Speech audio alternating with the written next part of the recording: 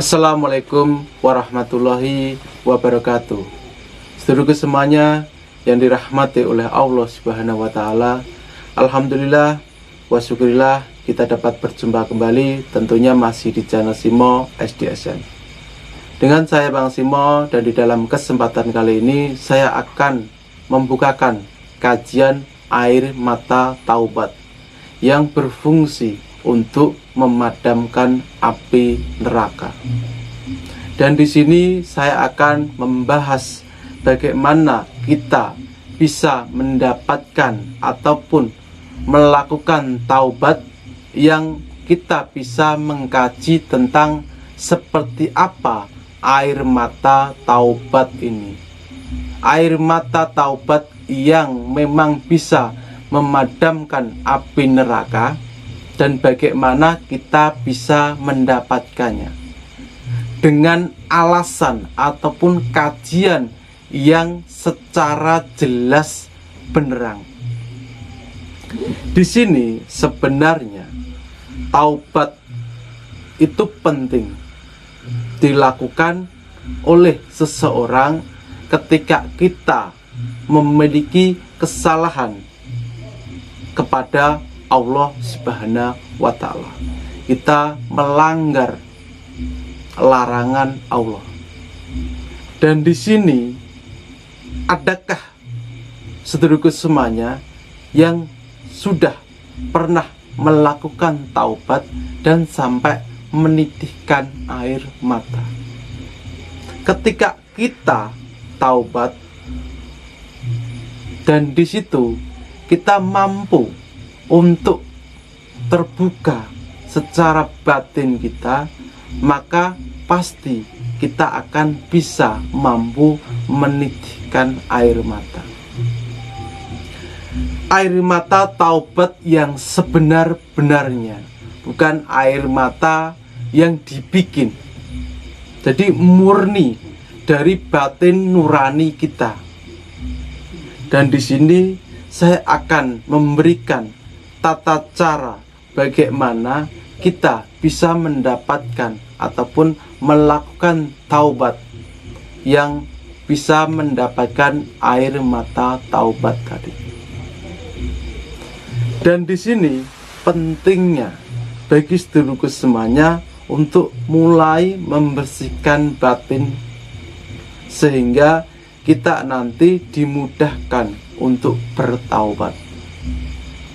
Pertama yang harus saudara ataupun kita lakukan adalah berzikir la ilaha illallah sebanyak mungkin, dengan mengingat, menyadari tentang kesalahan kita, hal-hal yang kita lakukan, dan kita malu kepada Allah Subhanahu wa Ta'ala. Kenapa kita akan malu dan harus malu? Karena kita sering merasa tidak sadar perbuatan kita tidak dilihat Allah. Itu kesadaran batin itu tidak terlihat. Kalau kita menyadari, maka kita tidak akan mungkin berbuat kejahatan ataupun yang dilarang oleh Allah, entah itu terang-terangan ataupun secara sembunyi. Itu hal yang harus kita lakukan terlebih dahulu. Lalu yang kedua, setelah zikir la ilaha illallah, dengan menimbulkan rasa malu akan perbuatan kita secara sembunyi-sembunyi. Mungkin Allah tidak tahu pikiran batin kita karena kita tidak menyadari itu, ataupun secara terang-terangan dengan berzikir la ilaha illallah. Setelah itu tahap selanjutnya, di situ kita bersolawat. Nikmati, rasakan solawat itu. Nikmati terus dan ingatlah kepada Nabi besar Muhammad. Kenapa kita harus mengingatnya? Terutama ketika kita ada kesedihan dan memang hanya hamba Allah ataupun seorang Nabi Muhammad yang mengerti persis akan keadaan yang kita alami. Jadi Nabi Muhammad yang tahu persis permasalahan kita.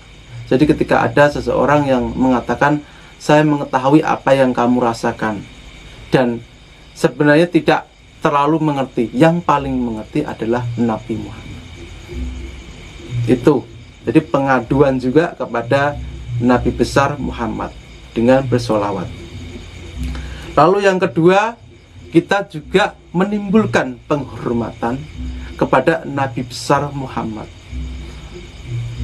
Menimbulkan penghormatan karena berkat beliau kita memiliki arah jalan untuk kita bisa kembali nanti supaya selamat. Itu yang kedua.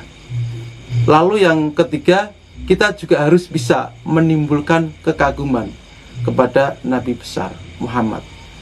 Berkat jasanya, berkat perjuangannya dulu itu bagaimana melawan orang kafir, menyebarkan agama Islam, membawa agama Islam, banyak sekali cobaannya. Dengan di situ kita menimbulkan itu.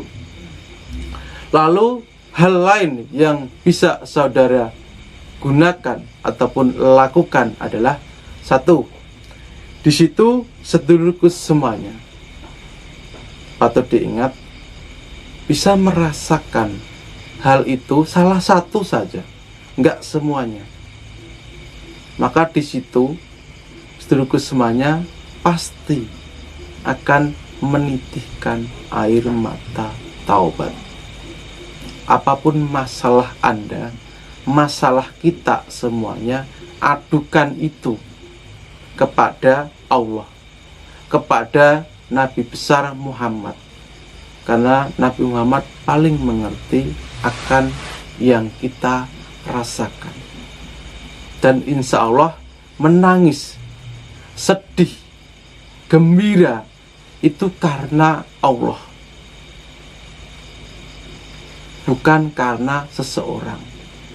Jadi disitulah tata cara untuk kita bisa mendapatkan terbuka tentang air mata taubat. Dan taubat itu memang taubatan nasuha yang sebenar-benarnya. Ketika nanti ada satu kesalahan, nanti jangan diulangi lagi. Itu tobat yang sebenar-benarnya. Namun di situ ada beruang berpesan ataupun ada kata-kata yang agak celeneh di situ. Jangan mengulangi perbuatan yang sudah dilakukan, perbuatan jelek. Masih ada perbuatan yang lainnya yang perlu dicoba. Kan ada seperti itu. Itu pengetahuan yang ngawur gitu. Dan di sini bagi saudaraku semuanya bisa mencoba untuk menimbulkan itu. Ini kajian secara batin ya. Kalau secara lahir semua orang bisa, tapi secara batin, karena kita juga memiliki tubuh batin, bagaimana caranya batin itu bisa terbuka, bisa merasakan sepenuhnya, karena pentingnya itu. Kalau yang pahala itu juga batin, nggak nyata, nggak bisa dilihat kan. Nah, disitulah pentingnya kita bisa mendapatkan, ataupun seringkali ketika kita berbuat kesalahan, silahkan bertaubat, taubatan nasuha, yang tadi tata caranya saya sudah menjelaskan, dan kita bisa mendapatkan air mata taubat. Insya Allah di situ akan tercatat oleh malaikat, dan di situ berfungsi untuk memadamkan api neraka. Dan semoga berkah pengetahuan dari kami. Dan jikalau kajian ini dangkal dan kurang berkenan di hati saudaraku semuanya, saya meminta maaf yang sebesar-besarnya. Akhir kata dari saya Bang Simo, semoga berkah kajian ini. Assalamualaikum warahmatullahi wabarakatuh.